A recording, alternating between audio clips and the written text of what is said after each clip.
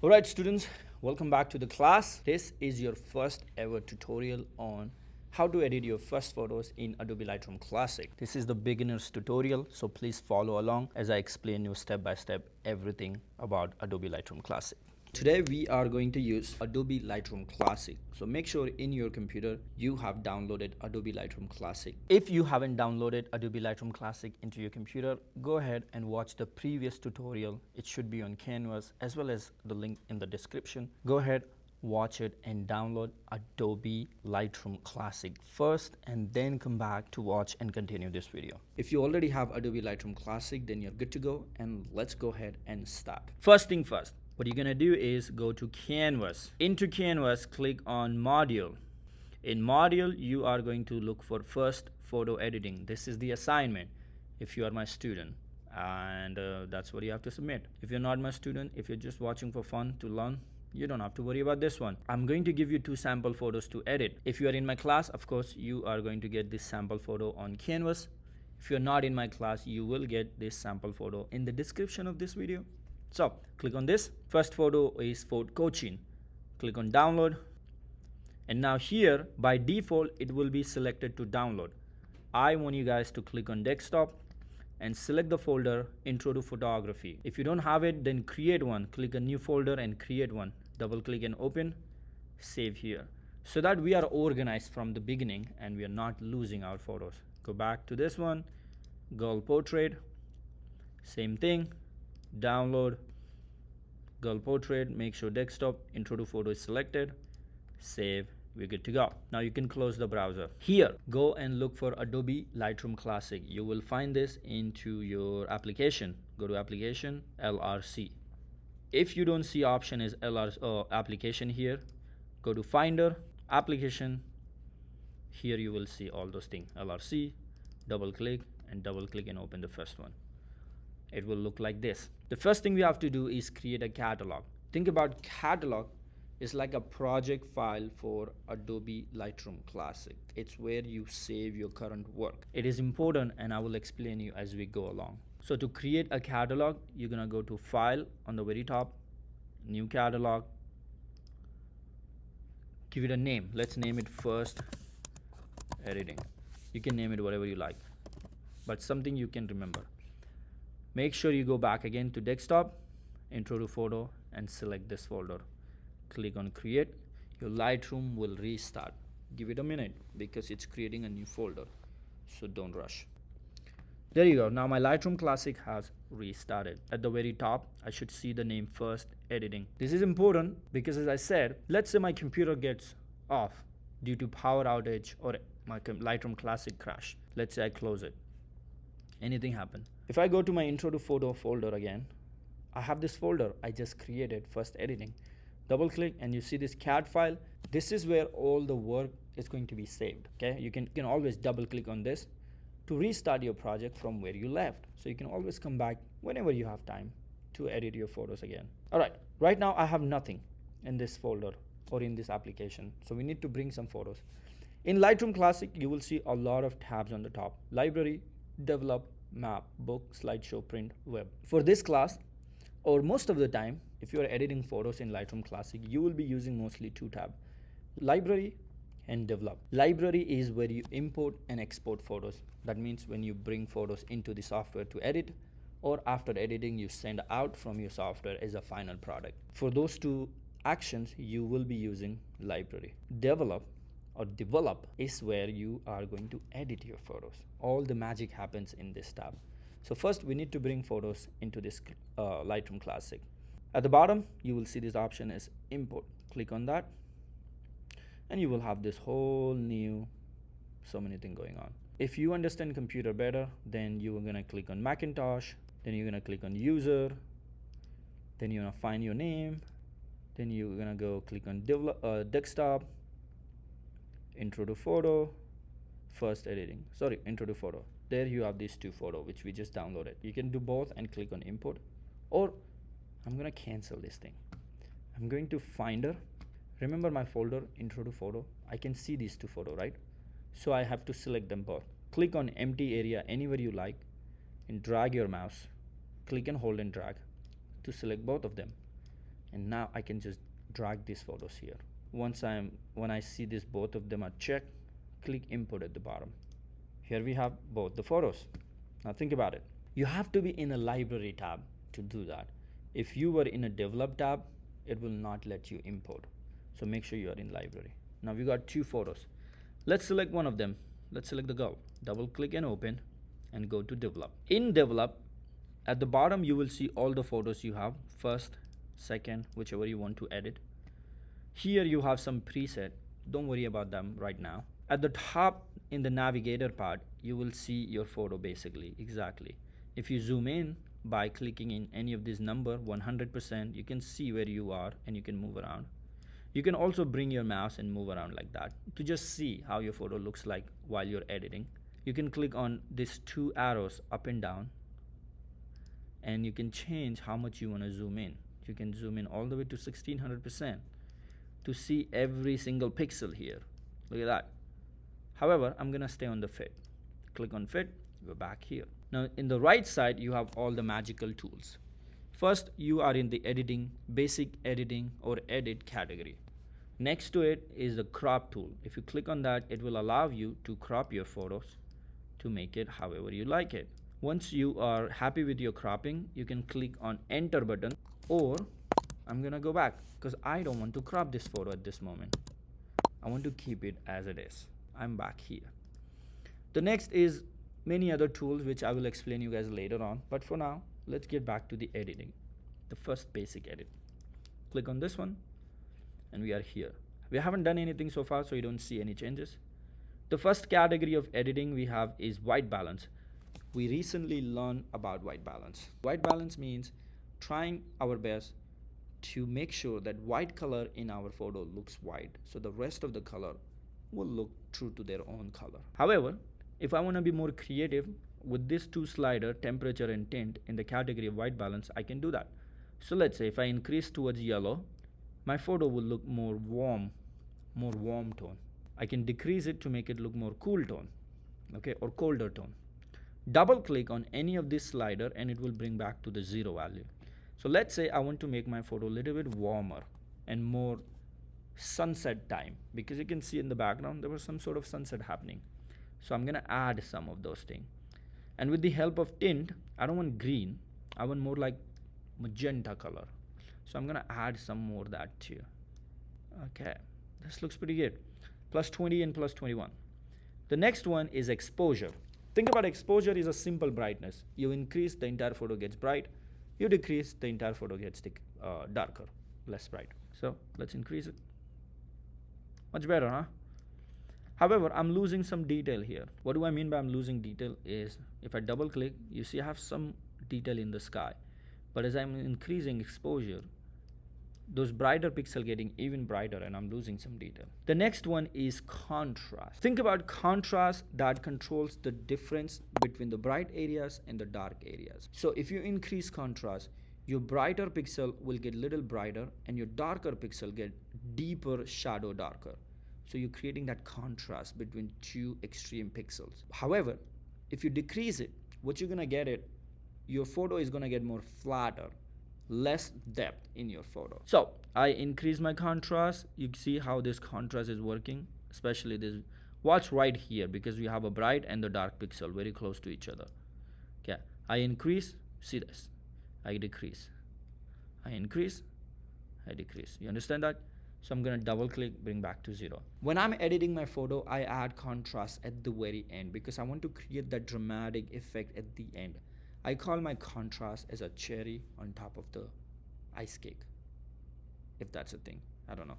All right, so I will come back to that one. The next one is highlight. Highlight is very important because it helps you to control the brightest part of your photo. If you increase highlight, you might lose some detail in the sky, in the chick, and the brighter area. However, if you decrease the highlight, you might get some detail back, especially in the sky or in the background. Here it is. See, as in the beginning I was telling you, I lost some detail here. I can decrease my highlight to bring some detail back. See that? There we go. We got some detail. Hey, stay here. Why it's not doing? Okay, there we go. You see that? I'm getting some detail back. The next one is shadow. Shadow controls the dark and the shadowy area of your photo. Again, look in some of the areas here, and on this building we have a lot of shadows here. So if I increase it, those areas are gonna get a little brighter. See that? See how I'm getting brighter this area? So look at her. So look at this area. Her ear is barely visible, but if I increase shadow, you can see more of it, even on her forehead. So this helps you do that. You can also make it darker if you want to create that depth, you know, make the color darker, pixel more darker, so you can decrease it. See that? You don't want that either. So I'm gonna increase this thing a little bit, about plus 25, 26. That looks pretty good. The white, simply the brightest pixel. The bright pixel gets brighter, or the bright pixels get flatter. It doesn't get darker, it actually get flatter. You lose that depth of color. So look here. Look her cheek. I'm gonna zoom in, not 400, sorry, 1600. I forgot my default was 1600, 100%. So I'm gonna look in the cheek. See this? See how this area is getting more brighter? See this? See her nose. See this area as well. See? Look at the bigger picture. All the sky as well, because that's also a bright pixel. Look at us. See that? So I'm actually gonna add a little bit here. White pixel is also very helpful, this white slider, when you want to add some glow to the cheek. When we learn like local adjustment and more control editing, I will explain you how you can add more highlights to the cheek. All right, for now, plus 29. The next is black. Again, same like shadow, darker pixel gets darker and darker pixels get flatter. It does not increase brightness, basically. It makes it like a dark. The darker pixel gets softer or more thicker or deeper. Look here. Again, this area, and this here as well. So if I decrease it, look how this area get darker, and it also add more contrast, you know, and they got flatter. See that? I usually like to keep this one in negative, maybe like negative 10, 9. This looks pretty good. By the way, while you're editing your photo, and if you want to see how the before and after looks like, you can just press Y on your computer key, and it will show you before and after. You can press Y again to get back to the editing photo to see, just to let you know. The next slider I have is texture. Texture slider help us to enhance the fine detail and on a small surface. So it's really good for the skin, the fabric, the wood, or animal and architecture. It also add like a kind of a detail without making image look too harsh. What do I mean by that is, think about it. I'm gonna zoom in again. See her face. Looks pretty, huh? But if I want to add some texture and the fine detail, I just need to increase the texture slider. Look at that. Look at that. Oh boy. See how well it looks? Come back to this image. Look at this thing here. Okay, I'm gonna go just make some brightener. Look at this thing. If I add texture, look how sharp the edges got here in this photo. Look, without texture, it's kind of soft. But increasing texture, look how sharp it got. So that's what basically texture does. It add fine detail to the edges. So I'm gonna double click, go back to 0. I will increase a little bit, maybe 15. Do not go too much, do not go too extreme, otherwise you're gonna make it look worse.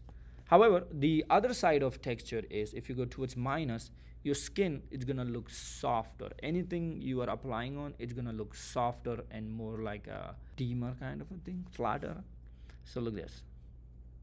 Look how the skin looks so soft. It's like those makeup effect, you know. So you can do that too.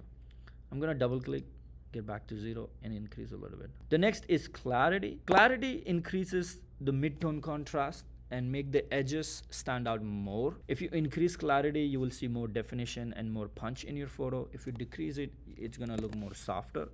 So if I increase my clarity, see that? Oh boy, jeez, it looks so weird. It looks kind of fake if you go too much. So double click, back to 0. If you decrease it, you're gonna see how face looks so soft and like a plastic, not plastic, more like a wax face, melted wax face. You also wanna don't wanna do that either. So double click in 0. I'm gonna add a little bit actually, maybe like 4. That looks much better, huh? Finally, dehaze. Dehaze is one of the most powerful slider. It not only add contrast to your photo, but also remove haziness, fog, or atmospheric softener into your photo. And when you increase dehaze, your contrast get deeper and your image gets more clearer, more defined. And when you decrease it, it adds more foggy and misty look to your photo. So look here on this photo, this is not the right photo because this is not like a landscape photo. Dehaze is very useful for the landscape photography. So I'm gonna come back to this photo here, and I just added some brightness, right? So look, if I increase my dehaze, see how much detail it's bringing back to the sky, and everything getting more contrast. The darker pixel get darker as well at the same time. If I decrease it, you see how it's adding that misty foggy effect. So that's what basically dehaze does. In this photo, I don't need to use dehaze, so I'm gonna just leave it the way it is. The next is vibrance. Think about vibrance helps you to increase the color intensity, but it also protects the naturalness of your photo. Not fully, because if you go super extreme, it's gonna mess up, but that's the whole goal. Think about vibrance as a softer version of saturation. If I increase my vibrance, not every color gonna get saturated, very few selected, especially the one which does not have enough color. Look at this. So the blue did not have enough blue, so it's adding more blue to that. However, the skin tone is not fully affected as the blues are. If you decrease vibrance all the way to 0, you're not gonna get fully black and white photo because it's still trying to preserve that color naturalness. So double click back to where it was. However, saturation is a basic simple saturation. It just intensify. Basically, it just increases the intensity of all color. You increase it, everything gonna get saturated. You decrease it, minus 100% is everything gonna lose color. So basically black and white photo, you can have it. So double click back to where you were. So what I'm going to do is I'm gonna increase more saturation, and I'm gonna increase saturation and decrease my vibrance to make it look like that. Now I'm gonna go back to my white balance a little bit, add more. Okay, remember my final touch, contrast. I told you I do it at the end, so this is the time to apply some contrast to the photo. Maybe 6. All right, press Y. Here is the before, and here is the after. Much better, huh? So look at this, from where we started and where we are. Beautiful.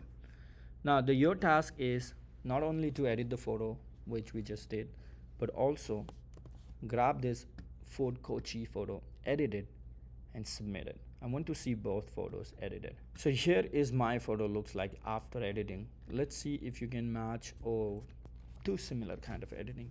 We're not competing, but this is how I would edit if I were to edit this photo again. Once we are done editing these photos, now it's time to export them as a final product. We just edited, we haven't exported them yet, so they're still in Adobe Lightroom Classic. We need them out of the Lightroom Classic so that you can submit or share on social media or with friends or people or anybody. To do that, first of all, again, you need to go back to the Library tab again. Click on Grid View at the bottom of your screen. We want to export these two photos. To export, first, we are going to select both of them. Press Ctrl and Command and hold Command key and select both. If you have more than 2 photos, let's say 10, 20, 50 photos you edited just and you want to export all of them, to select all on any computer, you are going to press Command A if you're using Mac and Control A if you're using non-Mac computer. So you have selected both photos and you are going to click on Export at the bottom. Now wait here, this is the important part. This is where you select where your photo should go. So first category, export location. In export to, select specific folder. Next category, folder, click on choose. We are in intro to photo. We're gonna create another folder here and let's name it all edited photos. So basically from now onward, all the edited photos we can just save in one folder. If you don't like this way, you can create a different folder each time and name it based on the assignment, but make sure they are all organized however you like it. Click choose.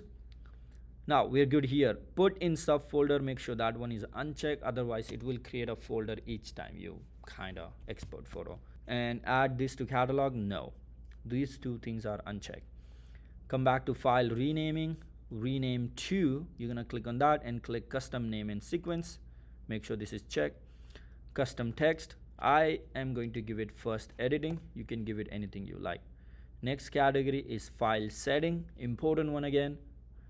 Make sure file image format is JPEG. I've already explained you guys in one of the classes what these formats are and why do they matter. So you are going to select JPEG. Quality 100%, we want the best quality. Color space, make sure this one is selected.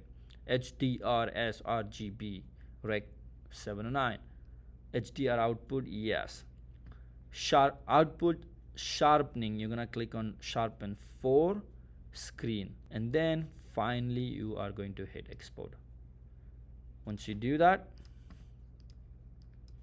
oh look, we have another folder called all edited folders, which we just created without even coming here. Isn't that fun? So double click and open. There you go, you have those two photos. You just edited these photos. Now if you are in my class, you are going to submit these two photos. I will see and I will look and I will explain you or give you credit. If you're not in my class, I hope you still enjoy this tutorial and learn something from this tutorial. I will be making more videos on photo editing, video editing, AI tools, and anything related with creativity. So if you're new to my channel, please subscribe so that you are going to stay updated about all the new videos I'm going to make. I will create my videos with the similar speed. I don't need to rush. I don't want to go too fast. I want to explain things in a better way, in a more detailed way. If you still have more questions, anything you don't understand, anything you need me to explain you again, please write in the comments or email it to me and I will get back to you as soon as possible. I will see you again. Until then, take care. Ciao.